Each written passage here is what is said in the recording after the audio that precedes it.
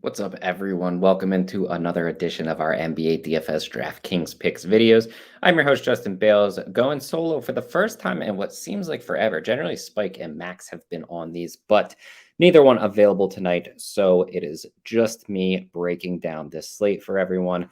As always, if you enjoy the podcast, go ahead and give it a thumbs up. You can subscribe to the channel and drop any comments or questions that you have below. I will try to be in there throughout the day to answer them.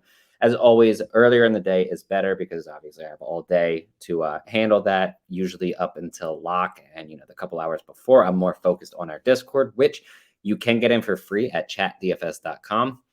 Or you can unlock all of our premium channels by picking up a core plays package that is at dfskarma.com. Then go to the pricing tab. You get our projections, our premium Discord. You also get our premium content, which we have articles, obviously, along with final thoughts. And then you do get our core plays as well. The NBA is in this weird swing where they've been going back and forth with these massive and then really small slates. Last night was a 4-game slate. We're following it up tonight with a 9-game slate. I believe Wednesday is also a fairly big slate. And then we do have, I think it's only like 2 or 3 games on Thursday, which kind of sucks. But thankfully, on this Tuesday, which usually are the smaller slates, we do have 9 games, quite a bit to go over. I'm only going to offer a few of my favorite plays at each position in this podcast. Again, chatdfs.com gets you into our Discord 100% free. We're talking about plays all the time. You can tag myself. You can tag Spike, Max, Ben, Sriracha, any one of our coaches. Ask anything that you want in there. And we'll kind of just be in throughout the day to discuss the slate more as stuff changes and everything. We do have a good amount of injury news that we need to get through. So I will start there. Jalen McDaniels out for Charlotte. Gordon Hayward questionable. On the other side, Kem Birch out for Toronto. Most stuff looks good in the Clippers-Washington game. Jeff Green is questionable for Denver with JaMychal Green coming back off the injury report. Will Barton probable. Also questionable for Denver is Marcus Howard, but that's not going to matter all that much. On the opposite side, Kelly Olynyk, Jeremy Grant, and Isaiah Livers all out for Detroit, and Frank Jackson is questionable. Anthony Davis is probable to play. Paul Millsap and Kyrie Irving both out for Brooklyn. Nicholas Claxton is questionable for them. Damian Jones and De'Aaron Fox, which obviously De'Aaron Fox is one of the bigger newsworthy players on this slate, are both questionable. Trent Murphy is out for New Orleans. Brandon Ingram didn't play last night. They haven't really announced what's happening, so I'm going to assume at this point that he's questionable to play tonight. They did say that it was an ankle injury, not just rest, as to why he didn't play last night, and they actually announced him out pretty early, so could definitely see him miss again, but nothing guaranteed. Obviously, in that game, Devontae Graham actually drew the start. He was questionable heading into it. And then Josh Hart, I believe, got hurt, but he came back, so he should be good to go. Opposite side, Seth Curry is out. Danny Green out. Shake Milton out. And then Matisse Thybulle is questionable. Pretty big one for Minnesota, specifically against Portland, is Patrick Beverley is questionable. He's been a really good option, way underpriced the majority of the season, but also when he's out, D'Angelo Russell gets a pretty big uptick. So kind of news that we do need to watch there. Cody Zeller and Larry Nance Jr. both out for Portland. Norman Powell's off the injury report, and then you have Nasir Little and Robert Covington, who will both benefit from Nance and Zeller missing, are both probable for this game.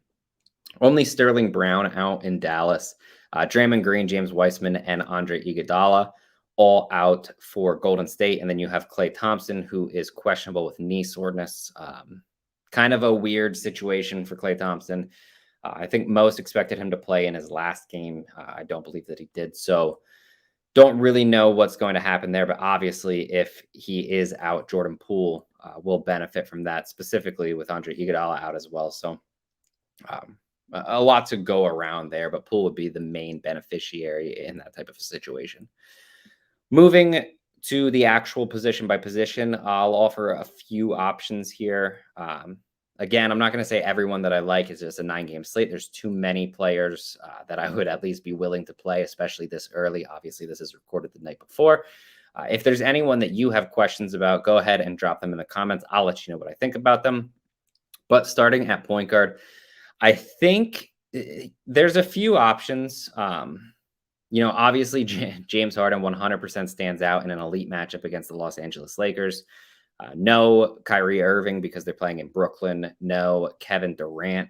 I mean, it's just a very obvious spot, and it's not like James Harden is overly expensive. He's not even 12K, which obviously we've seen Jokic consistently get over that. Giannis has been over 12K for quite a bit too.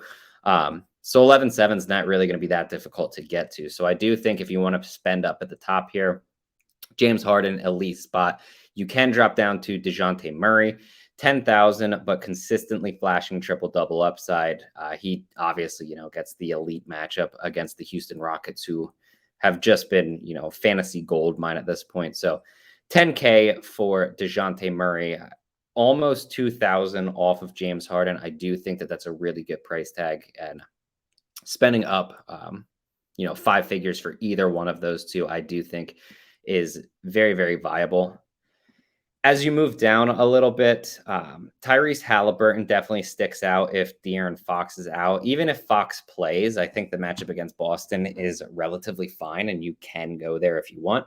I just like it significantly more if De'Aaron Fox is out. Obviously, the latter didn't play in his last game, and Halliburton dropped over 50. In that one, he's still only 74. So I do think that that is completely reasonable to at least consider him. Tyrese Maxey with Seth Curry out, Shake Milton out should get, he's been playing around 40 minutes a game. I think he's played over 40 in each of his last two. So really solid option there, even if obviously, Joel Embiid is doing the superhuman MVP performance at the moment.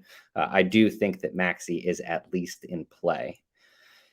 As you continue down, there's not a ton that sticks out. Specifically in terms of salary relief at this point. I think that obviously if De'Aaron Fox is out, Davion Mitchell will make a little bit more sense. I do think that you can take a shot on a few guys. One that kind of stands out is Corey Joseph. Just playing too well right now for Detroit really not to give him minutes. He dropped 33 fantasy points in 28 minutes in his last game. He's still under 5,000. I think with them being relatively healthier, specifically at the guard position, because obviously Olynyk and Jeremy Grant are both out at this point. But specifically at the guard position with Hayes playing, Cade Cunningham playing, I think it adds more risk to Corey Joseph, but I do think he's at least a viable option on this slate. So don't necessarily hate him. I think he's in play. Just does come with quite a bit of risk. Moving to shooting guard, I think if you're looking up at the top, you probably want to look at Jaylen Brown. He's been playing a lot of shooting guard at this point, as Boston kind of goes big with Jason Tatum at small forward. Then you have obviously Al Horford and Robert Williams at the 4 and 5. But guards have been fantastic against Sacramento, specifically scoring guards. Jaylen Brown, we obviously know, can tear down the house on any given night. 9,200 is really expensive, but it probably keeps his ownership down as well. So I do think that Jaylen Brown is one of the better options at this point. If you want to drop down a little bit more, CJ McCollum's dropped 40 plus in each of his last two. His minutes are finally completely back up. Portland's getting a little healthier, but Damian Lillard obviously still out. Anthony Simons has been running a lot of the offense, but McCollum flashed a little bit of triple-double upside. Only 6 assists, but it's not out of the question that he could get up to 10 at some point. Still only 7,500 and gets a really good matchup against the Minnesota Wolves. I would expect quite a bit of scoring in this game. So I do think that he is 100% viable. A really good option there. As you move down a bit more, Terrence Davis at 6,000. Now, obviously contingent on De'Aaron Fox being out, but between Fox and Halliburton missing time, he's dropped 37 plus in 3 straight, flashed 55 fantasy point upside. So Terrence Davis, even against Boston, not really overly concerned with that type of matchup. So I do believe that he's a very solid play. Then obviously, as you drop down more, Furkan Korkmaz really sticks out. 37 minutes, 39 minutes in his last two. In 39, he only dropped 12 fantasy points, but last game, 29, he's still 4,500. So I do think that he's one of the better options at this point at shooting guard, especially for, 4,500 is just kind of way too cheap of a price tag. Gets the plus matchup against the New Orleans Pelicans. Obviously, they're going to look to push the pace a little bit. They don't play all that much defense. So I do think that that's a really good spot right there. As you move to small forward, I initially wanted to say LeBron James, big game. The Lakers really have a chance to make a statement with Kyrie Irving and Kevin Durant both being out. The big problem is Anthony Davis is also back. So the quote unquote big three, even though Russell Westbrook hasn't been playing, all that well or anything, they're all on the court. So 11-1 for LeBron James is a little bit up there. I feel like I would rather just take someone like Jason Tatum at 10-4. He's coming off of a near 80 fantasy point performance, 2 near triple doubles in his last 2. Gets the matchup against the Kings. Obviously, we like attacking guards against the Kings more than forwards, but really no one on that team is going to slow down Tatum. So at 10-4, that seems like a relatively low-owned player that I am at least slightly interested in at this point. Anthony Edwards gets the matchup against Portland. I do think that he's very viable in this type of a game. He was consistent for quite some time to the point where he just essentially scored 40 fantasy points every single night. It was weird. Just basically sat right around the 40 mark. Didn't really flash all that much more upside than that. I think he was near 50 in a couple of games, but he also didn't flash much more downside. Now over his last 4, much more inconsistent, but not all that much has changed. Portland really struggles against small forwards. Edwards plays quite a bit of his time at small forward, specifically if Patrick Beverley does play in this game.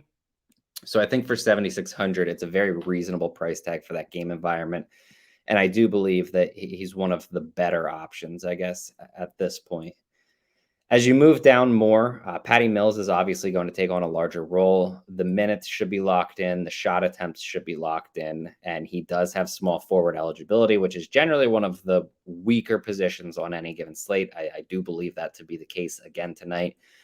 Could get better with more injury news and such. But at the moment, you kind of have Patty Mills as the guy at 4,900 that really does stick out. He'll probably be the number 2 scoring option behind Harden. And he's a guy that, if you ever watch him play in the Olympics for Australia, you kind of know what he can do when he's asked to take over a game. The last time he played the Lakers, he actually dropped 53 on them. So this is a really good spot for him. I do think 4,900 is a little bit too cheap. And then at the same price tag, you have Nasir Little, who should be locked into relatively big minutes, also comes with a ton of upside. Not necessarily the scoring upside of someone like Patty Mills, but he does come with the ability to contribute in multiple categories. So I do think that that's a very solid option at this point. Moving to power forward, finally, Pascal Siakam is power forward eligible. Should get a decent amount of run at center tonight. Obviously Kem Birch is out. Charlotte will probably look to go a little bit smaller at center. PJ Washington plays there quite a bit.